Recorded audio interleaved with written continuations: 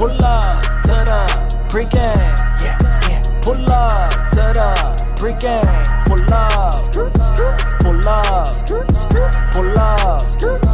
Pull up. Hey, hey. Pull up to the pregame. Yeah, yeah. Pull up to the pregame. Pull up. Pull up. Pull up. Pull up. Hey, hey. Catch a vibe. Mic check, 1 2 1 2. Welcome back to another episode of the Pregame Podcast. We lit, we live. Come catch a vibe, and while y'all at it, make sure you like, comment, and subscribe. We back. I'm excited to be back here today. I'm solo dolo tonight. You know what I'm saying? One man army tonight.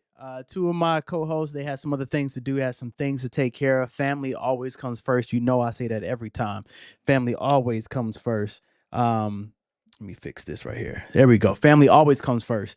So yeah, they're taking care of some stuff. But I'm excited to be here tonight to the pregame. It is what's today? July 10th? Thursday, 8 p.m., July 10th in the building. We got a lot of fun things to talk about tonight. For those who are not new, you know what I'm saying, my pregame gang. Hey, say gang. Welcome. For those who are new, welcome to the Pregame Podcast. My name is Carlo, a.k.a. What you talking about? It's L-O. a.k.a. Low in the building. This is the Pregame Podcast, your fusion of sports and pop culture. We talk about a little bit of everything. We always going to keep it 100. You feel me? So if you're new here, one thing we always start off with is asking the crowd, asking the fans, asking the pregame gang what you're pulling up with, right? If you ever been to a pregame, you know, you always had to pull up with something. You couldn't, show up empty-handed. Here at the pregame, we don't mean anything tangible. We just want to see how your week was. What type of vibe, what type of mood, what type of attitude are you pulling up with this Thursday, right? What kind of mood you pulling up? So drop those in the chat. I'm pulling up with a lot of inspiration, y'all. A lot of inspiration. I got a little announcement for y'all later tonight that I may share. I may hold it. We'll see. But I got a little announcement. This is a personal thing. It's got nothing to do with the pregame. It's just a little personal announcement. Something else that I'm starting up. So we'll see. We'll see how the vibe is. But yeah, tonight I'm pulling with a little inspiration, man. I'm feeling inspired. I'm feeling great, man. It's been a lot of stuff going on in the world of sports and pop culture that I'm excited to talk to y'all about tonight. And it's gonna be fun. We're gonna have a good time. I want to talk, and you know how I am, man. I want to engage with the audience. So I want to talk to you all and see how your week was, what you vibing with, what you agree with, what you don't agree with. Since I don't have my two co-hosts with me, we're gonna hold off on the logo versus player. That's been a favorite. I've been getting a lot of really good feedback on logo versus player. So we're gonna hold off on that, but I got a lot of reacts. We're gonna react to some stuff today. So we're gonna do some reaction videos. Also gonna break down some NBA news. So we're gonna talk about SGA being on the cover.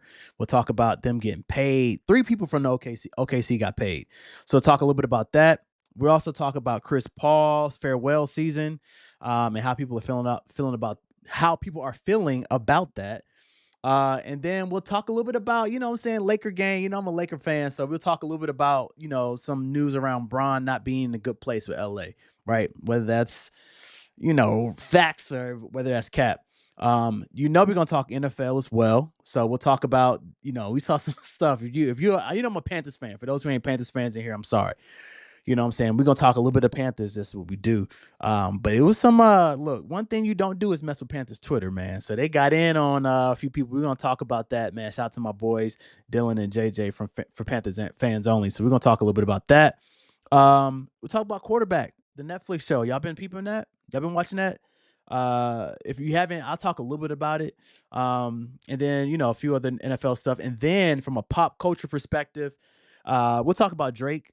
His new song "What I Miss." You saw that's the name of this particular episode. So we'll talk a little bit about what I miss, whether it's a hit, whether I think it's a hit, whether I think it's a miss, just how I feel about it, and some other things. We got to talk about new music coming out as well. Two big albums are dropping. 2 big albums are dropping tonight, so we'll talk about that too. So cool. Let's get into some of the comments. I'm gonna do a roll call. I'm gonna start doing this in the beginning of the show. I want to do roll calls. I want to see who in the building. I want to show love to the pregame gang that's in the building. So yeah, I see people dropping in comments already. I threw some in earlier. Shout out to my sister. Why did that come right in front of my face? I'm gonna do this live, y'all. Usually I do the publish thing. I'm just gonna drop it right there. All right, what's up, CC? Shout out to my sister. We got the other homie in the building as well. Olivia, what's up? What's up? What's up? We got my mom in here, Mom Dukes. You know what I'm saying? The parents always got to support. You know what I'm saying? I appreciate that. My pop's pulling up with purpose. I respect that. Olivia says she's pulling up sort of day, but stronger tomorrow. That's a bar, okay? Look, that's Bang, bang. that's a bar. bang, Pulling bang, up sort of day, bang. but stronger tomorrow. You've been in that gym. You feel me? I ain't mad at you. I ain't mad. Y'all like that new animation where it just slide in like that? You know, so we a little something extra for the one time But cool. Let's go ahead and get into some reactions. Where do I want to start? Let's start. I was going to do this last week. So, if y'all have been watching, you know, one thing that I've talked about, you know, this group before on the channel. You know, I love Twitch. We're streaming on Twitch right now. But I love Twitch. I enjoy watching streamers and how they do different things. And one group that I really rock with is AMP. Just 6 black content creators doing their thing, and they're doing this big July like AMP summer thing.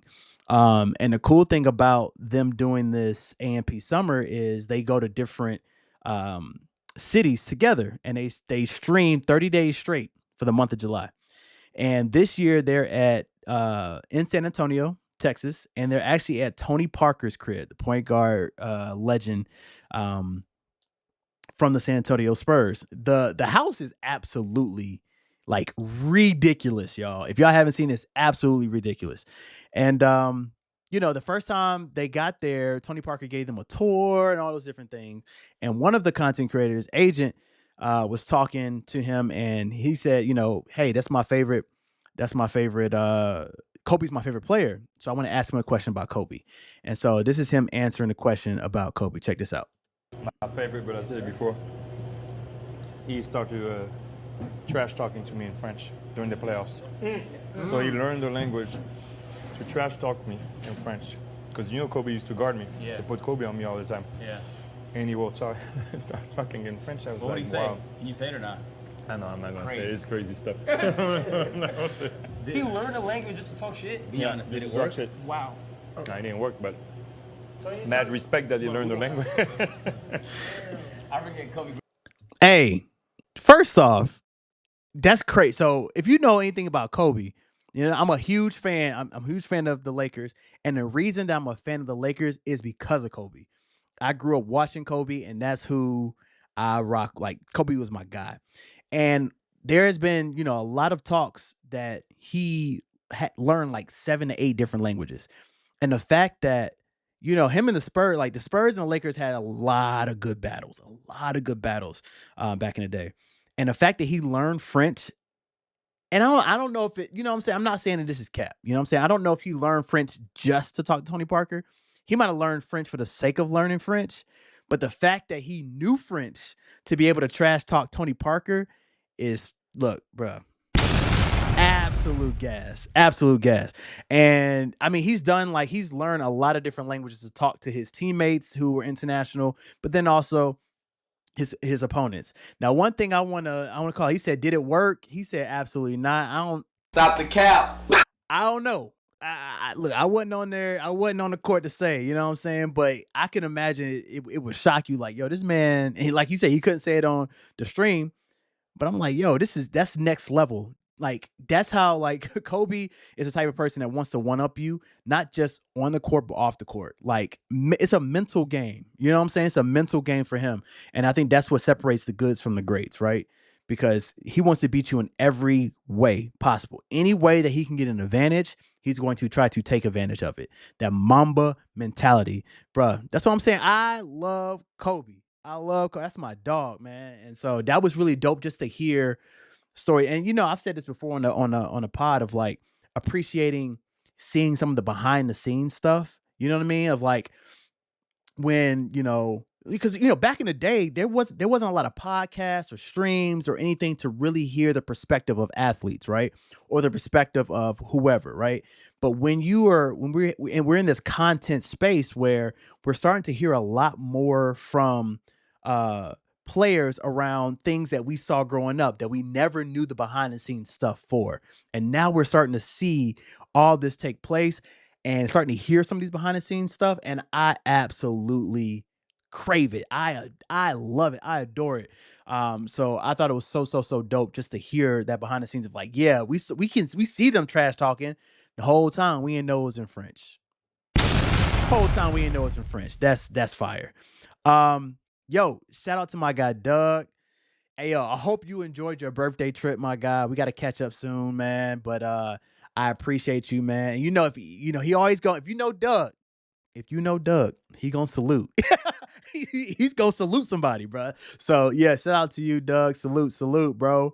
My guy Deontay in the building. Yo. Hope all is well, my guy. Long time no hear from, man. Good to see you in the building, bro. This is a good one, man. Kobe still does not get the respect he deserves. It's sad. And a lot of people have their feelings about Kobe, not just because of what he did off the court, but sometimes what he did on the court as well, because he was a person that shot a lot of shots, did all those different things. He does not get the credit he deserves. But that was still my guy. Man. All right, so let's get into another one. So this one has a little, it's a little explicit. All right. So for all the kids out there, if you're watching, I'm sorry, parents, you can log off and come back on in about 3 minutes. But I saw this on online, and we talked about this before on the pod of like knowing when to just let it go. You know what I'm saying? And this went viral. It's this old guy. We talked about this timeline of ages, right? So he is not even an unk. This man looked like he might be OG. He might be OG. But he's rapping about his sugar baby man going through her phone. Just listen to this. Man, but guess what type of time you on? Going through the bitch phone. She can talk to who she want, nigga, cause she grown. What type of time you on? Going through the bitch phone. She can fuck who she want, nigga, cause she grown. Baby, throw that ass on an old nigga. Hell, no. You know I'm having cash, I ain't no broke nigga. Hell no. Baby, throw that ass on an old nigga. Hell, you know I'm having cash, I ain't no broke nigga. Hell, where the red bone hoes that I'm looking for? Hell, yeah. With tall ass hoes, boy, I'm looking for. Hell, yeah. I can't continue, bro. Bruh, like, first off, Run that back, Turbo. I'm not running it back. I'm sorry. Let's get into the fit, right? My man wearing a medium with the ripped jeans. Like who's your designer? First off, who's your designer? Two, why like, bro? Like this is, you know the saying like. Everyone says like it's not about acting your age, it's about acting your wage. You know what I mean? Everybody, you know when everybody was on that big act your wage. For you, my guy, I'm gonna need you to act your age, okay? I'm gonna need you to go sit down. Get him. On the couch. Actually get in your recline. You know that recline that rock and then you sleep in 30 seconds? Get him. Get in that one right there for me and sit down somewhere. Have a whole seat. Have a whole seat. Because this ain't it. This ain't it. This man said, come shake something on a old Negro. Bro, what are we talking about, bro? Like, you probably got kids the age of whoever you talking about. I'm gonna need you to chill out, bro. Like, you wildin', bro. Like, this is crazy. Like, bro, I didn't want. I said, what type of time what young YN was in the studio with him and said, I'm gonna need you to OG, listen, OG, we about to make you go viral. And he said, no cap. He said, no, don't say no cap. And that you don't use no cap in this particular sentence, OG. But I'm gonna need you to go in there and say, what type of time you on? What that mean? I'm saying, just say what type of time you on, man, and then go in there and say, shake that thing on the old jigger. What? Like, what are we talking about right now? Like, I understand people want to adapt to the times, right? But I think there's a time and place for everything, and there's ways that you can adapt to the time, and I don't think this is it. Like, I think that that's why I appreciate like music. Music is timeless. And I'll stand 10 toes on that. Music is absolutely timeless. And that's why I feel like it doesn't matter what kind of music you put out. Like, if it's good, it will stand the test of time. You don't have to adapt you don't have to adapt to the wave that's out right now, because we've seen it all. We've seen it. Like, those things are so cyclical. Like, it is here today and gone tomorrow. Like, don't try to copy what you're hearing just to go viral, just to, make some money. Like, just I don't feel any authenticity from this song. You know what I'm saying? I appreciate authentic music, excuse me. Deontay said this is a commercial. Why did this come in so small? Pardon me. He said this is a commercial to get more women. It might be. I don't know what kind of woman you getting. This don't seem like a woman. This mean I don't know, bro. I need you to stick to your age, big dog. Like that ain't it. That is not it for me. I heard that. I said, ain't no way, bro. I can't even finish the whole song. Like, bro, go shake that thing on an old Negro, bro. Yo, that's crazy, bro. I done seen it all. Speaking of seen it all, here's another one.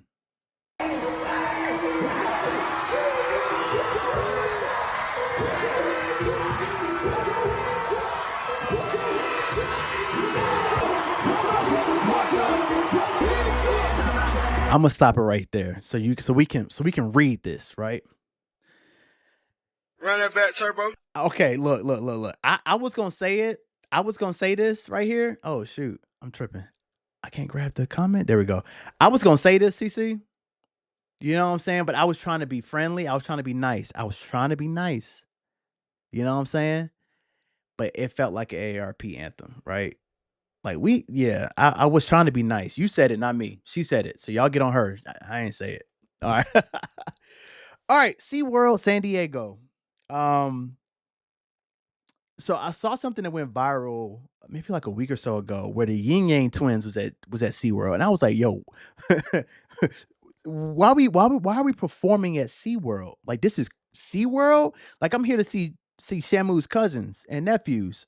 Like, I'm here to see a concert while the dolphins are flipping or the killer whales are diving. Like, it's interesting. And then I looked at this particular lineup, right? Soulja Boy and Bow Wow there this weekend. And you got Fat Joe, Waka Flocka Flame, and then the I Love the 90s tour. Bro, like they got some people, you know what I'm saying? Color Me Bad. Rob Bass, Tretch of Naughty by Nature, just Tretch, and Young MC. And you got Trina, you got Genuine everywhere, bro. We already talked about Genuine. And then the Turned Up Tour, right? The Turned Up Tour SeaWorld. You got Petey Pablo, you got Paul Wall, Jaquan, who got like maybe one or two songs. Everybody in the club getting tipsy. And then Kyla Park, Bubba Sparks. Bro, like, I see what they're trying to do. They're trying to get a certain demographic into SeaWorld, right? It's interesting. I've never been to SeaWorld, so I don't know what the layout looks like. But am I behind the 8 ball? Like, does this stuff happen often with SeaWorld? Is this something different? Are they trying to do like a Red Lobster move and bring a seafood boil in? Like, I'm confused of what's going on. And my biggest look, bro, at the end of the day, like Vashon said, like, get your money. I hope they paying y'all well for this, right? And why just San Diego? Like, why San Diego? Is that like the headquarters? I don't know. I need to look that up. But I thought it was very interesting, right? Now, my question to you all is, if you had to go to one of these before, which performance do you think is going to be the littest one? Which one would you want to go to? And I ain't going to hold you. I'll answer while y'all thinking. I might go to that Soulja Boy Bow Wow one. I feel like that one's going to be the littest. You know what I'm saying? Like, y'all remember that Soulja Boy back in the day? Like, Soulja Boy, look, don't sleep. Soulja Boy got hits. Soulja Boy got hits. If y'all grew up around my era of the Frostwire, the LimeWire, you know what I'm saying? The Napster, you know what I mean? Like, Soulja Boy got hit. And Bow Wow, man, like, don't sleep on old Bow Wow, you know what I'm saying? Everybody, if you didn't listen to Bow Wow back in the day, they looking at you like, what's wrong with you? Yeah, I might have to go to that Soulja Boy Bow Wow one. I ain't gonna hold you. Okay, so San Diego is the largest park. Okay, which makes sense. I guess they're trying to look. So, like you said, SeaWorld might be boring. Like, I don't know. Everybody want to go see the killer whales. You know what I'm saying? Like, I remember at one time SeaWorld was popping, but I think one thing I can at least appreciate is, you know, organizations trying to stay with the times. And like I said, if you bring music brings everybody together. So I'm curious to see if they're going to stay on this hip hop and R&B vibe, or they're going to open it up to a lot of different things. But when I saw that, and I saw they had all these, and they booking them, and artists are taking these particular performances, I was a little shocked. But hey, look, to each his own. You know what I'm saying? If you like it, I love it. I guess I won't be there, but I'm curious to see like some of the clips, because that Yin Yang Twins, like, it looked pretty lit. Now, granted, I don't know how many people they can fit in there. It didn't seem like a huge crowd. But I mean, if you selling tickets for people to come in and see SeaWorld, hey, as long as you're bringing people, you got butts and seats. All right. So the next one is a clip of Jonathan Majors and Megan Good. And so if y'all remember, I clipped up the video and I put it on social media. But if y'all remember at one time where it was Michael Ealy meeting up with Megan Good and Jonathan Majors, and me, and that's the first time we started. That's where Review the Film came from Shad and I. But we watched that video of them, like the whole interaction of how Michael Ealy hugged Megan Good and then skipped Jonathan Majors, all those different things. Well, I saw a video that went viral of these fans coming up to Megan Good, and it looked like Jonathan Majors learned his lesson. Let's take a look. In person, just to let you know, yeah. You say I'm a freak out after? Can I get a picture too? Yeah. Possibly like a number, if that's fine. Oh, thank you, love. I said like a number. Whose number? My number? No, that's my man. Why don't you go Google something, bro? Oh, I didn't know. Actually, I ain't. Hey. Hold up.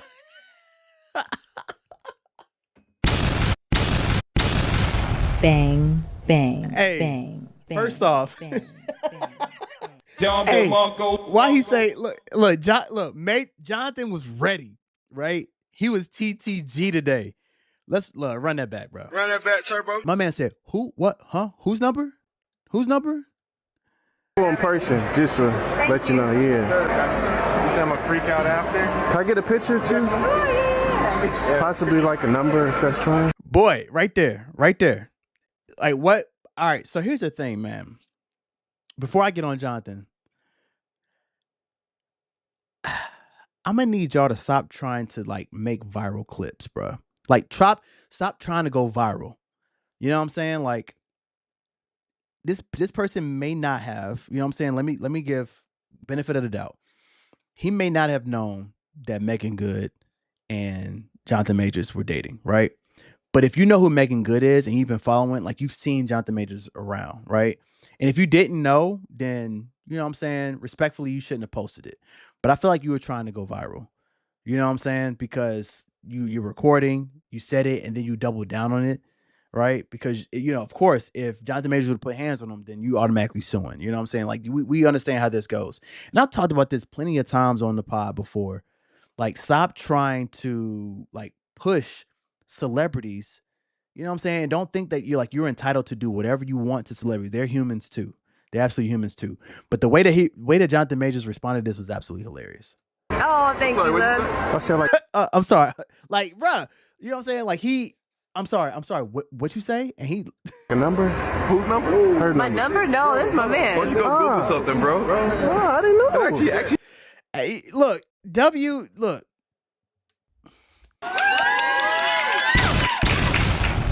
W Jonathan Majors for responding the way you did, bro. Because honestly, I'd have been like, excuse me, like, bro. He said, "Why don't you go do something, bro?" Like, people just trying to go viral, bro. But look, shout out to Jonathan Majors for handling it well. It did not go overboard.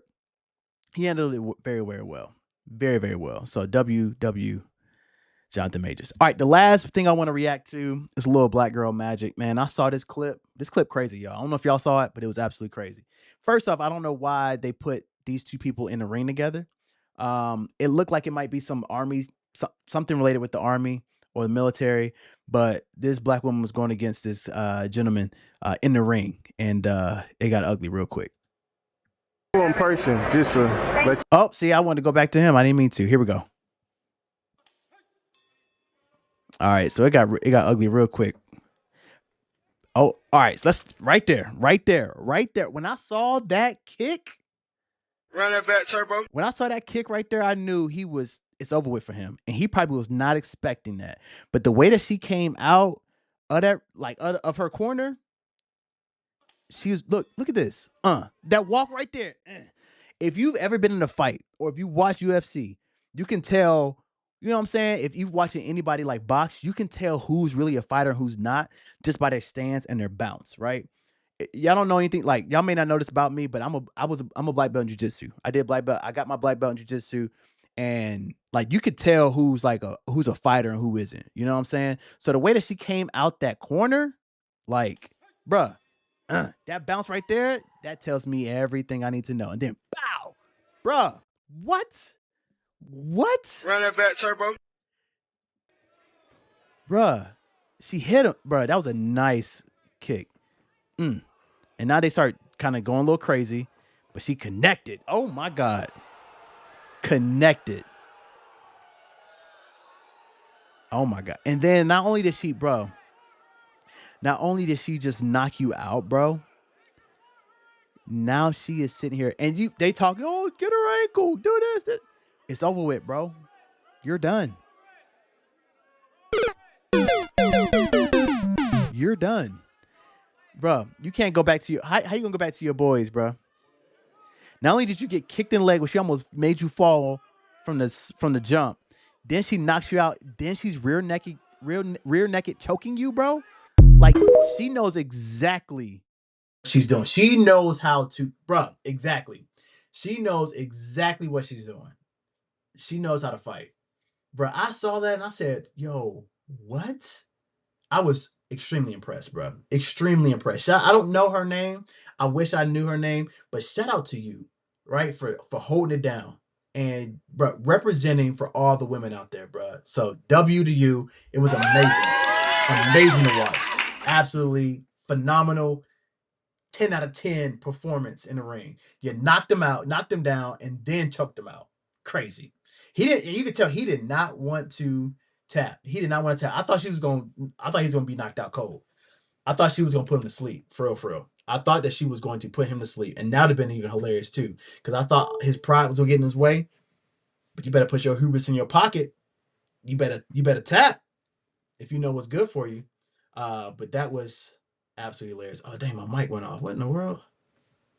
Something must have just. Oh yeah. Hold on 1 second.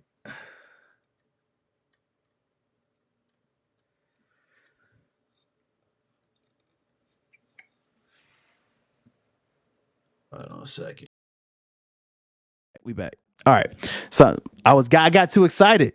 She got me too excited a little bit with the fighting and knocked my daggone mic out. All right, so let's get into some content.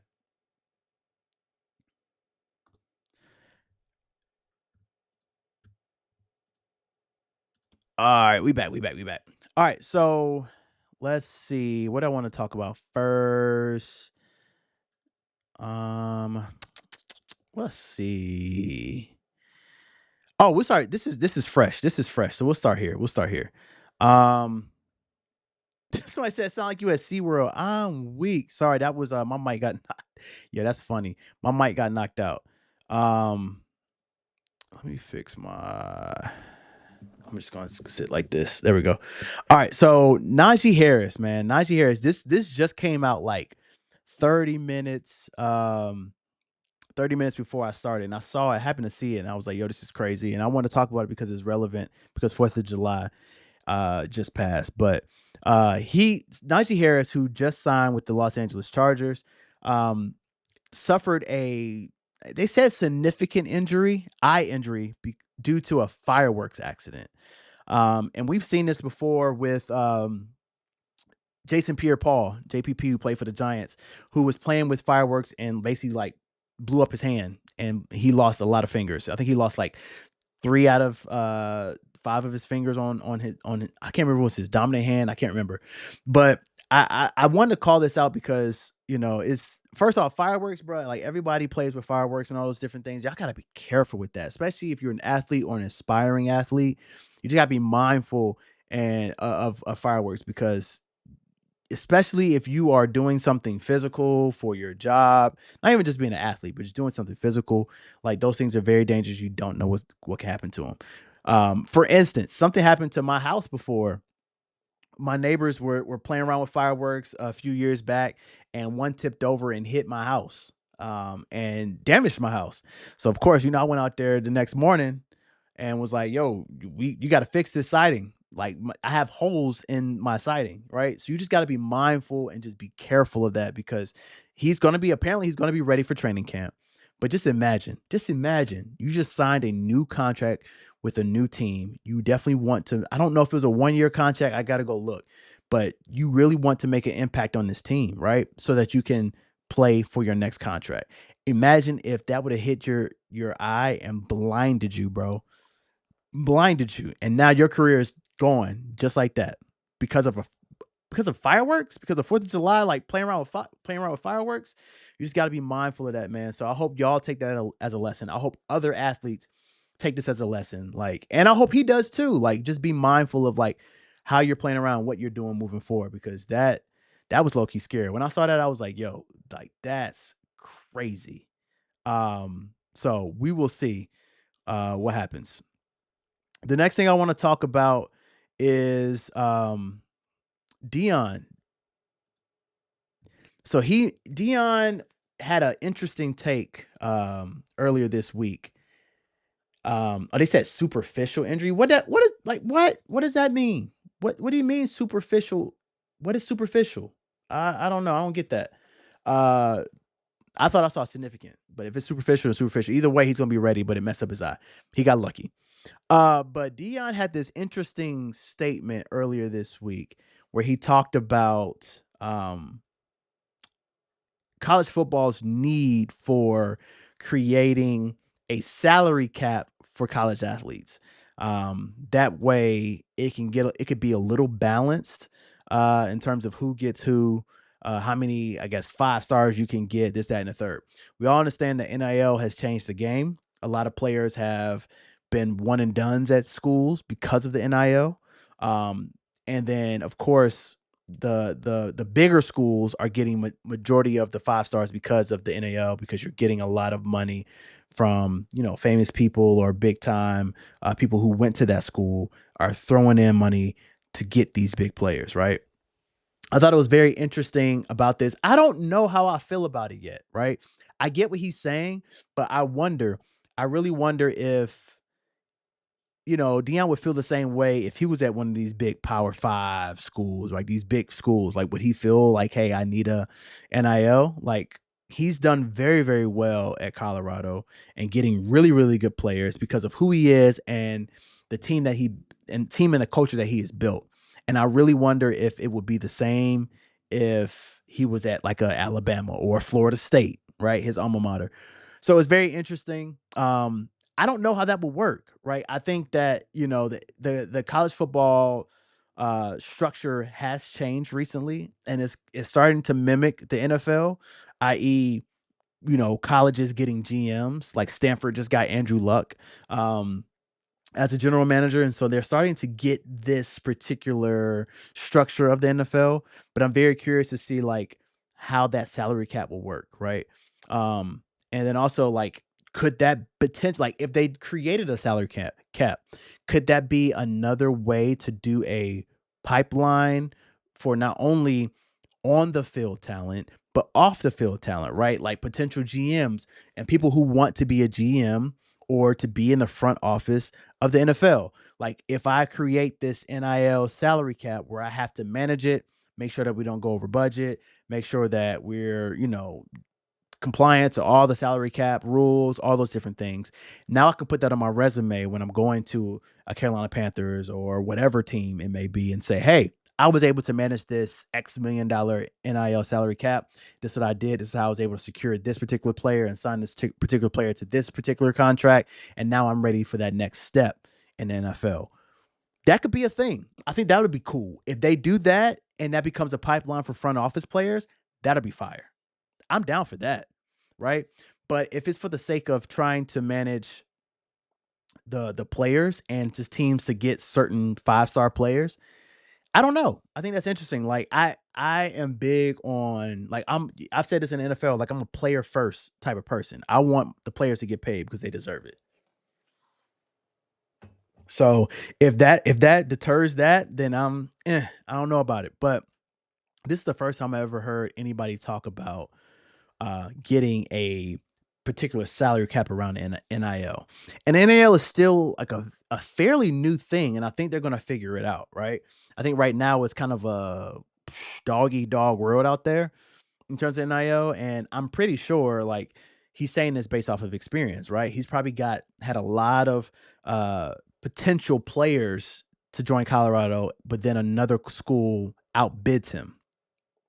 And at first, like back in the day before the NIL, it wasn't about outbidding someone. It was really more so about the culture that you built, the coach that was there, and then the potential to go into the NFL, right? That was the biggest things.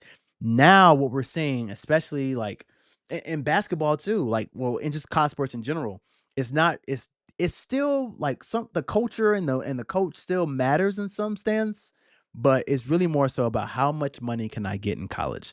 And I get it at some points, you know what I'm saying? Especially if you're coming from a place where you were less fortunate and this is going to help set up your family for success for you to make it through college, especially if you're in the NFL, because you got to be there for 3 years. I get it. I get that. And so now like for people who are great coaches like Deion, where you have built this really amazing culture and this coaching staff, right? It's going to be less of just that, right? It's going to be more so like how much money can you give this student. So I get the salary cap piece. I wonder if they're even considering it, but it's something to pay attention to and something to, keep in mind as the years go on, as this, once people like, I know they're going to probably bring it up in, coaches meetings and things of that nature, but it's going to be very, very interesting to see what happens after this. So I thought that was interesting. The other thing that I want to talk about is, and I'm going to spin this to make it make sense for the Carolina Panthers in here, but this is, like I said, somebody else just got paid. J-Dub, Jalen Williams just got paid today as well. But Chet, Holgram, and SGA got some big time contracts. SGA is now the highest paid player in the league, making, I think it was like 71. I think it was 71,000. I said it's not thousand, excuse me, 71 million a year. It was something stupid. And it shows, this right here shows a few different things. One, OKC definitely took its time building, I don't want to say a dynasty, but building a really, really good team. And it took some time. I don't know how long it was. It might have they might have been on the Matt Rule plan of taking 7 years, you know what I mean? But if you remember where they were from having the Kevin Durant, right? The Kevin Durant, the James Harden, the Russell Westbrook, making it to the finals, getting beat by LeBron, right? And I mean, even KD came out recently and said like they were good too fast, right? They grew too fast. To then like blowing up that entire team, trading all those players, right? Of course, Russell stayed longer than everyone else, but trading those players to then grabbing all these picks to finally building up this team, right? Oh yeah, great question. Great point. Be ready. They learned from the last big three they wasted. They did. They absolutely did. And that was one of the pieces that I was gonna say. So you stole my line, bro. You might as well just come on the podcast with me. But yeah, so they paid these players, but it shows that winning is expensive. AF. And when you start to win, and we see a lot of teams do this, y'all, when they start to win is when it starts to get really, really, really, really expensive, which is why having a good GM is extremely important. And they got ahead of some big contracts. Of course, like SGA just had the season of his life, right? MVP, scoring champion, finals MVP, cover of NBA 2K. Like he's cooking this season and this offseason. Chet Holgram, who is a really good player, a really good role player, very, very great role player, I would say. And then you got J-Dub, who's an awesome player. That's their big three, right? And like you said, they learned, they paid them, they got ahead of it early, extremely expensive. I think I saw something around the lines of like, out of those three, that's like 850 something million of the money, the cap from the Thunder. So it's very, very expensive, which means now like they're in that championship window, right? Yes, we won one, but can we win again? Can we continue to be competitive? And now you've got those people lined up, and now can you keep all the other players, all the other role players? Can you bring more people in? How expensive they're going to be? Like, it's going to change the dynamic of how that particular GM operates moving forward. It will. And I'm curious to see what's going to happen. And the reason I wanted to bring this up from a Panthers perspective is once the Panthers start to win and be, relatable, is going to start to get very, very expensive, right? We always talk about the Panthers tax of how, Panthers, you got to pay a lot of money for Panther players to come here. But then once we start winning, we're going to have to pay a lot of money to keep players here, to stay here, right? Because if we start winning, it becomes expensive, which means when you get expensive, you start winning, you have to win the big dance. So shout out to the Thunder for winning the big dance before they even had to do all that money. Now, granted, those people were due a contract, period.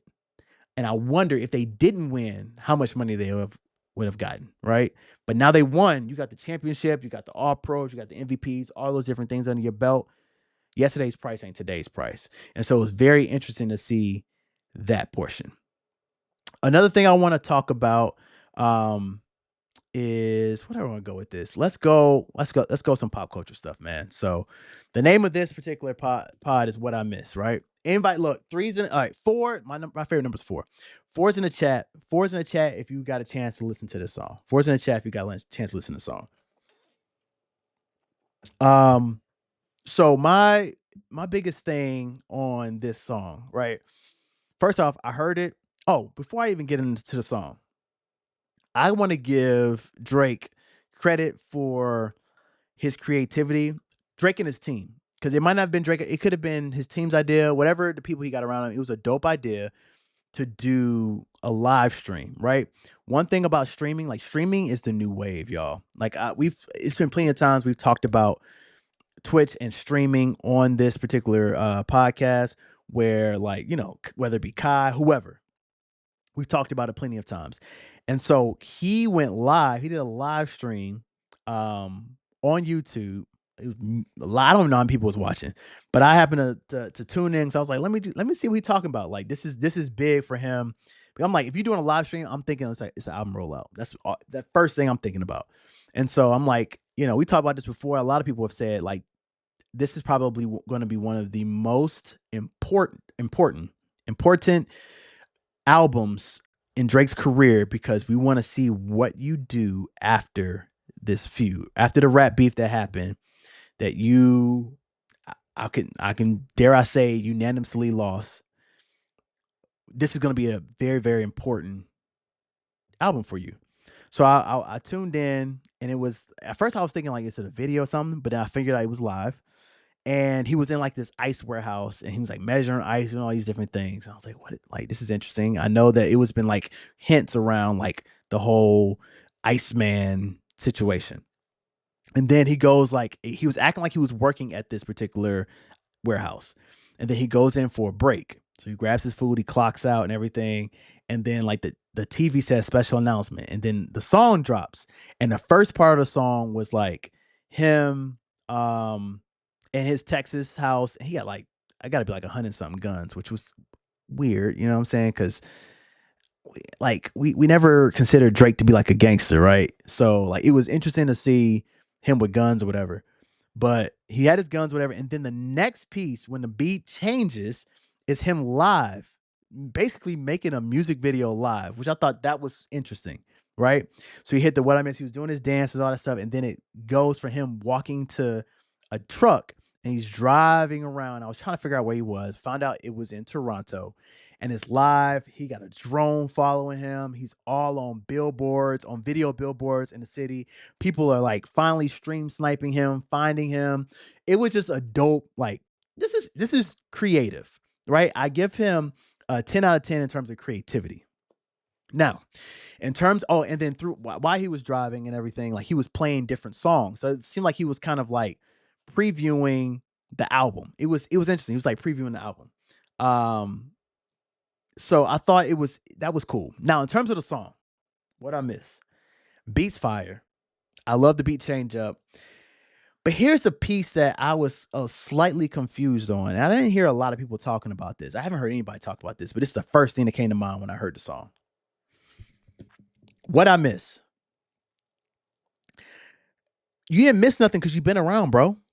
Like, I wish that Drake, after the beef, would have, I hate to use the word disappear, but just like, hey, go take a hiatus for just a minute. Get your mind together and all that stuff. But then he like, he took a couple weeks off or whatever, and then he said, okay, me and Party Next Door got an album come together. Some Sexy Songs for You, really good album. I talked about it on the pod. But like everybody still loves, so you've been relevant. You've been around. You almost went on Kai Cenat's stream for a video. You're doing all these different things. Like you've been relevant in some kind of way. So it wasn't like you were just kind of like hiding away, a recluse from the world, and then you come back like What I Miss, right? So I thought about that. And I was like, well, what if he meant like What I Miss, like I'm spilling it all. Tell me what I'm missing. So I was like, maybe he meant What I Miss that way.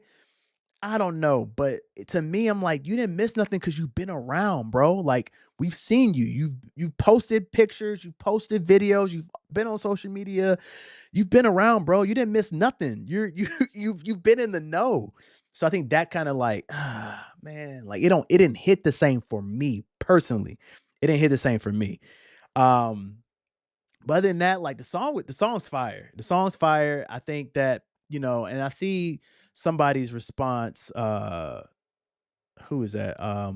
Be Ready. You said, I think people expecting vintage Drake from the next album is going to be disappointed because he's been off that vibe. Yeah, man. I don't think it's going to be like a vintage type of thing. I think it's going to be like, I don't think that a lot of artists will be vintage. You know, I don't think every artist grows. Every artist wants to find a different muse or a different creative lane to express themselves. Like, I think the artists who try to have the same type of album each time they drop an album don't necessarily stand the test of times. And so, like, like everyone says, "Oh, I want the old Beyonce, or I want the old Kendrick, or I want the old Jay-Z, I want the old Drake," like all these different people. Like, if you want the old Drake, go listen to their old songs. Like, they're going to change, right? And I think that's, to me, I'm cool with like them finding that creative piece. And you will notice like some artists, not every artist, but some artists will put like an old, like give it a little old touch to like they'll have a song on that album, but that whole album's not going to be that vintage them. You know what I'm saying? Um, Let me see. Chad said that's an interesting take, low. I took what I miss. Oh, he said I took what I miss as these people have been close to me. What I miss, as in how could not see the fake. Good point too. That's a very good take. That's a very good take. Yeah, I mean, it could be the quadruple entendre that he was wanting Kendrick to do. It could very well be. Um, let's see. B Ray said, I think he meant what I miss as like, what reason did I give y'all to switch up? Good point too. Like I said, what I miss could be a lot of different things. The first one I heard was when I heard what I miss. When I first saw the what I miss, I'm thinking like, oh, he's trying to be recluse and what I miss. But um, yeah. But like I said, like he left it open for interpretation. Like, this is why we talk about these things, right? Um, so yeah, it could be. I think you all are right. You know what I'm saying? I don't think anybody that are writing these things in. Someone say it's not a rhetorical question. It could very well be, right? And I think that was the beauty behind like saying what I missed. Like, it could be a lot of different things. And he might have meant it all the ways that we're talking about, right? Either way, I thought it's a solid song. You know what I'm saying? It's not like the summer anthem that we're waiting for. I don't think anybody's dropped the summer anthem yet. Like, usually around this time, July, like we have our summer anthem where everybody's blasting it with the windows down at every pool party. That song is dropping, right? Kind of similar to how Not Like Us was last year, right? We don't have that song yet. So I'm curious to see like what that song's gonna be. All right, so let's get into some more content. This is another pop culture situation. Um, Anybody like, look, I may show my age here, but some people grew up with Dave and Buster's. Some people grew up with Frankie's, right? Some people may grew up with Chuck E. Cheese, right? That's where I grew up with the Chuck E. Cheese era. I'm a Chuck E. Cheese era kid, right? Um, they just dropped. Remember we talked about it earlier in terms of like organizations trying to be with the times, the Sea Worlds, the Red Lobsters. Chuck E. Cheese just announced that they are dropping something called Chuck's Arcade, an arcade for adults only. I saw that and I said, ain't that Dave and Buster's? Like, what? Like, Chuck? Like, you forget, like, look, the kids call me Chucky, but you can call me Chuck. Chuck's Arcade? What do y'all think about that? Are y'all gonna go? Like, look, everybody love Chuck E. Cheese pizza. And I know some of y'all probably gonna be like, yeah, I'll go to Chuck's Arcade if they got the pizza. Like, do y'all think this is a W or L? Chuck's Arcade? I don't know if I'm excited about Chuck E. Cheese bringing, like, are they gonna have the animatronics over there for Chuck's Arcade? You know what I'm saying? Like, I get you're trying to adapt to the times, and there has been a lot like, people enjoy the adult arcades, right? But Chuck's, I don't know. Like, that's what you got Frankie's for. That's what you got Dave and Buster's. Like, is there need for competitions? See, all right. So I see a lot of people in the chat already saying y'all rock with Chuck E. Cheese and y'all are down to go. Ah, I mean, if it's for the pizza, you rocking with it. Like, Chuck E. Cheese pizza. I haven't had a Chuck E. Cheese pizza in a coon's age. I haven't had one in forever. But like, I remember, like, Chuck E. Cheese pizza was good enough for me to remember. But I don't know, y'all. Like, it's got to be like, what's the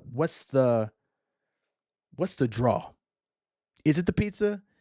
Like, what is it? What are you doing, Chuck's Arcade, to separate yourself from all these other places? Like the Dave and Buster's, the Frankies, all those different things. Oh my gosh. Oh my gosh, bro. Hold on. Jillian's, bro. Oh my gosh. Jillian's? Yes, I remember Jillian's, man. What's the other one? Y'all remember Celebration Station? Celebration Station had they had that fire joint. It was one of those. It was one of those. I can't remember what Celebration Station was known for. One ride. I can't remember what it was. What was I can't remember. But yeah, that was yeah. Shout out to my guy Preston, bro. Shout out to my guy Preston, bro. We gotta. Oh, Preston, why you here? I gotta hit your line, bro. We thinking about this is one announcements I was gonna do later, but I'll do it now. We pulling a live show soon. I'll let you know. I'm working on dates, but live show coming up. We need you again, big dog. So I'll keep you posted on that. Chuck's Arcade don't sound good though. It don't hit. It don't hit. Like now, granted, we need to see. I need the commercial. I need something to move me. Adventure Landing. I don't remember Adventure Landing. Preston, was that in Charlotte? I don't remember Adventure Landing. That's an interesting one though. That's a good point. It is all about the nostalgia. I get it, but but the nostalgia for me is being a kid, winning the tickets, getting the toys, and like having a birthday there with the animatronics and all. Like, there's no, I don't need that in my big 30s. I don't need that in my big 30s, yo. Like, I don't need that excitement. I like what kind of toys you gonna have? Like, if I get all these tickets, you gonna pay a bill? You gonna pay my bill? You gonna pay my phone bill? Can you pay my automobile? Can you pay my telephone bill? Like, then if so, I'm down for Chuck's Arcade. Pay a bill. You know what I'm saying? Pay my kids tuition. Like, that's the type of vibe I'm on. Like, I don't need no little bouncy toy. You know what I'm saying? I don't need no bouncy toy to take home. Like, what are the toys? What are you gonna do for me? You know what I'm saying? Okay, this is interesting. Make it a mini casino. That's interesting, right? Now that right there, if they do something like that, where it's a little mini casino, where it's not like it don't have that casino vibe, but it has an arcade vibe, but it's still that will bring in some adults. Hey, be ready. They might need to pay you on that. You mean patent that? That might be something right there.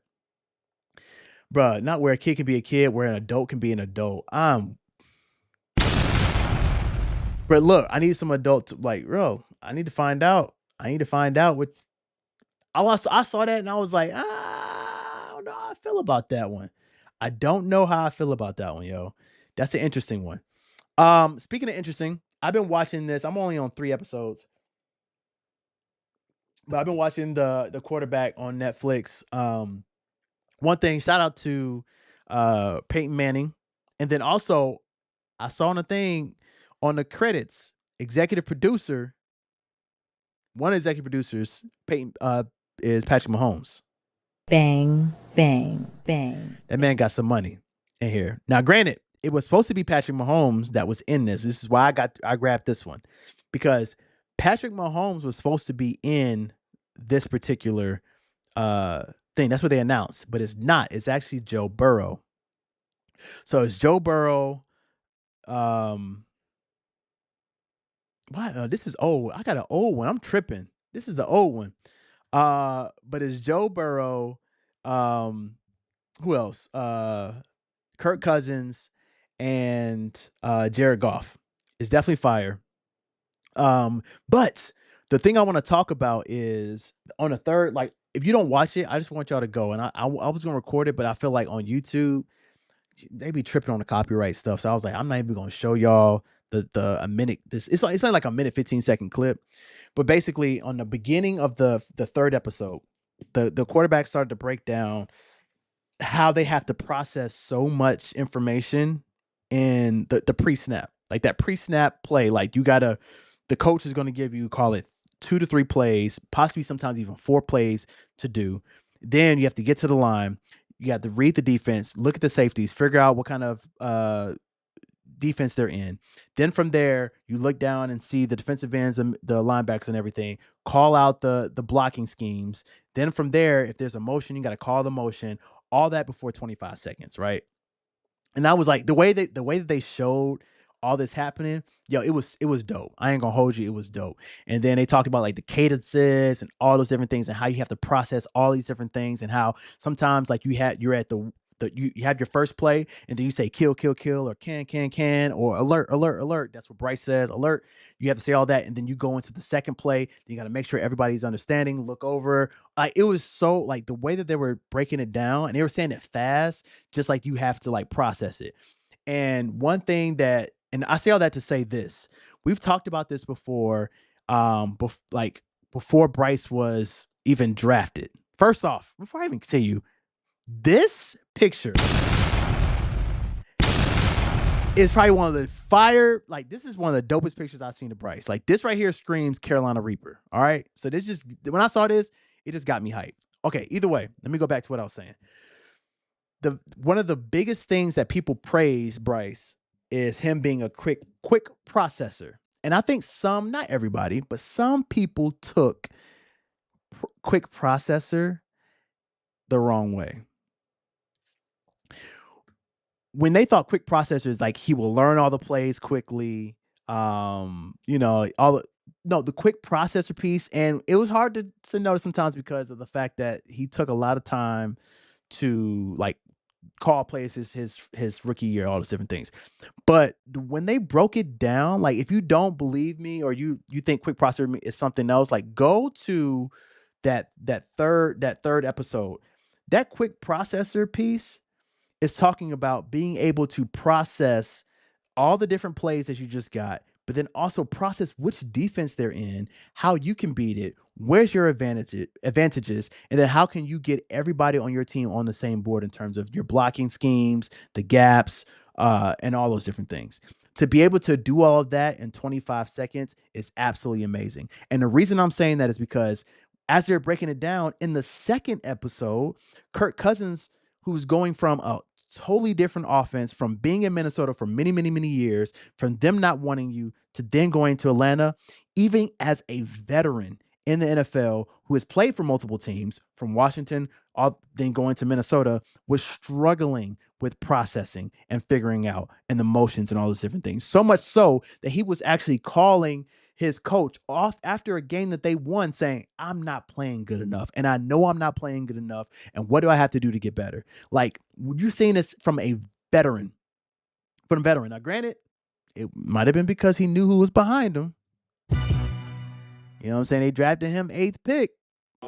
Get him. But he called it out. So to hear that, and now you're seeing Bryce emerge into the star, into the Alabama Bryce that we knew he was, and being able to like seeing all the success that he had towards the end of the season, you see that quick processing happen, right? And I want you all to like really pay attention this season of quarterbacks, which I feel as though is one of the hardest positions to play in the NFL. And they say it all the time, but like breaking it down and like pay attention to Bryce and looking around, seeing where the safeties are, changing the play, talking to the center, calling out the blocking, like all that has to happen in 25 seconds just before, like all that has to happen before you snap the ball. And I think that's extremely impressive, extremely difficult, but extremely, extremely impressive. And so I think it was really dope that, you know, people praise Bryce to be such a quick processor, and we're starting to see it because his level of confidence is increasing. And he's been balling. He's been balling. So, you know what I'm saying? I'll leave that's all I'm gonna say about the Bryce thing. I'm gonna leave my Kool-Aid over there. Y'all know, look, the Kool-Aid get poured at any point in time. You know what I'm saying? I'm super excited. I hope y'all are excited as I am for this particular season. But yeah, I'm dumb excited. Last thing I want to say before I go on to the announcement or whatever is I saw this clip of Chris Paul. And I'm not going to share it. It's only like a 15-second clip, but basically he talked about like it being his farewell season. And I think it's gonna be very interesting to see like whether he get picked up or not. He is a free agent. And I want to know y'all's thoughts on farewell seasons. Like, does it make sense for people to say this is your last year? Actually like it, and the reason I like it is because, like, instead, like, it's a way to bow out gracefully. Like, hey, this is my last season, and I want to go out. He's gonna try to go out on top. Chris Paul is one of the players who never got a ring. Does this give a chance for someone to, a contending team say, hey, like, let's go for one last ride, whether it be I don't know, the Celtics or whoever it may be. Like, let's try to give him a chance to get a ring. I don't know. But shout out to Chris Paul. I think that he doesn't get the credit he deserves because, I mean, he is kind of a dirty player in a way. But for what he did for the game, like, Chris Paul has been a true point guard. And I think that sometimes, like, we have recency bias, and we forget about some of the big stars. Like, I always say, Carmelo Anthony doesn't get the credit he deserves. And I think that Chris Paul is one of those players who doesn't get the credit he deserves. Like, even when he was in New Orleans, with the New Orleans Hornets before they were in the Pelicans, he was a baller. He was an absolute baller. Like, true point guard, right? Like, his passing, his handle, he had a nice mid range. Like, he was a really, really, really good player. Now, he played dirty sometimes, but he was a really good player. And when you hear about these farewell seasons, the reason I like them too, because it gives me a chance to sit back and reflect and think about that particular player, right? Even when Kobe did it, right? Which, like, hurt my heart to know that I knew the time was coming, right? But to hear, like, these players say, like, hey, like, I'm done, right? This is I played 20 seasons, like, this is my last ride. Just sit back and just remember all the things that they did, and granted, like, yeah, he didn't win a ring. He got close with Houston. He ran into the Warriors. But, like, the man was a baller. And he's definitely a Hall of Famer. So shout out to Chris Paul, man. Oh, and yeah, one other thing I want to talk about too is my Lakers. I said I was going to talk about this. I'm going to talk about the Lakers. So NBA Insider came out and said that LeBron is not in a good place for LA amid some of the offseason moves. Now, granted, I don't know what's true, what's not. I'm calling cap. But even if it is, I think that the Lakers are doing the right thing of thinking of the future. And yes, Bron is Bron. Yes, he is one of the GOATs. Yes, he is one of the best players to ever touch a basketball. But at the end of the day, like, let's keep it a buck. Bron, you are 40, bro. And so, like, the Lakers have to start to think about the future. And granted, they're in new management now. They got a new owner. They signed for, like, they sold it for $10 billion. So they got a new owner. Yes, Jenny Buss is still the president. She'll be the president for the next 5 years. But, like, they got to start thinking about the future. And I know you're in this win now, and I get it. You deserve to be in that win now. But I think people and media are always going to try to stir something up. But hey, look, he signed, he did his player option, so he may leave. And if he leave, like, at least we get something for him, and he's not just leaving due to free agency. But I don't see him going anywhere, man. Like, I think he has so much business in LA, podcasts, shows, all those different things. Like, he's not leaving LA. His family is stationed there. But yeah, so I thought that was interesting. I just think, like, people always trying to create a narrative around Bron just because he's quiet, just because he doesn't say any different things. Like, bro, just let it play out. We'll see. Not what the hell, Bron? That's a good one. All right, so a little announcement. Ain't nothing too crazy, but I've been thinking about this for a little bit, and if y'all remember my my interview I did with Bianca, or from who's on Twitch, she created the NFC badges for Kai Cenat and everything, and she was talking about streaming and everything, and I was thinking about it, and I was like, man, should I do it? Should I not? I don't know. I got the podcast, all those different things. Well, I thought about it, and yeah, I'm gonna do it. So I'm gonna start streaming. And this one will just be me. So the podcast will still be here every Thursday, 8 o'clock. And we'll talk about sports and pop culture. The streaming piece, and the reason I want to stream is, I think with YouTube sometimes it can kind of limit you in terms of, like, reacting to certain things, like whether it be music. Like, there's things I want to do where I, like, react to a whole album. Like, the clip's about to drop, right?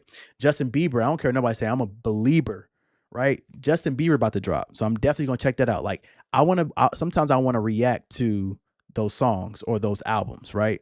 I want to be able to like to do that. Now, granted, I play video games too, so my Twitch is going to be like a just chatting thing where we just chop it up. We talk about everything.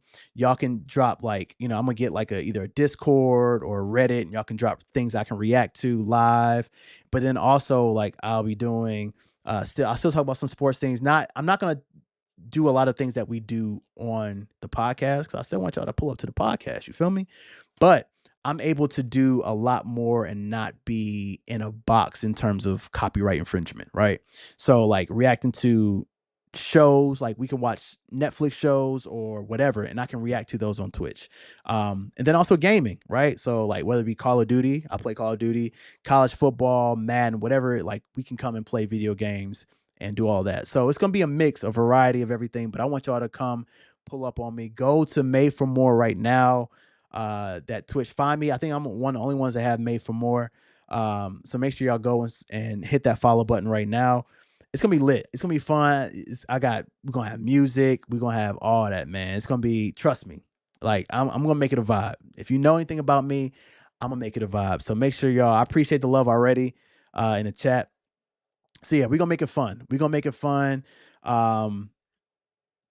Okay, somebody say hop on the game. So yeah, it's plenty of different things. Like it's gonna be a vibe, y'all. So I'm not sure when I want to start. I was thinking about starting tomorrow, honestly, because I want to react to this Clips album and a Bieber one. But yeah, just make sure y'all go follow, man. Join the army. It's gonna be called the Made Ones. So Made for More is my Instagram handle, Twitter handle, all that stuff. And so my army is gonna be called Made Ones because everybody made ones. You feel me?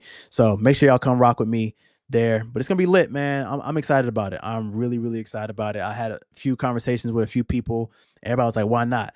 And then some people were like, yo, I know the haters are gonna say, oh, well, you too old to be streaming, man. Well, you too old to be hating. You know what I'm saying? But hey, here we are. Here we are, thank I said use the cute picture. Thank you. Appreciate you. But yeah, it's gonna be lit. It's gonna be fun, bro. Like one thing, if you know anything about me, I enjoy the production side of things and making sure things look legit. So I'm never gonna do anything like half, the rest. Like I'm not gonna do it.